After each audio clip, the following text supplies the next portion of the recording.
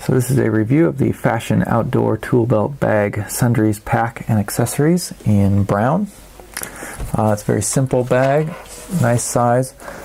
Comes with these straps for strapping a smaller pouch onto the front, or it has straps on the back to attach this bag to a backpack or larger bag. And you can see everything is very sturdy. Appears to be somewhat waterproof inside.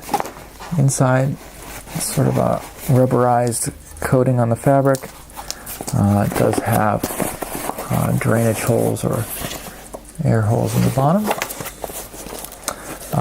Yeah, it's a very, very simple bag. Just one main compartment, no pockets.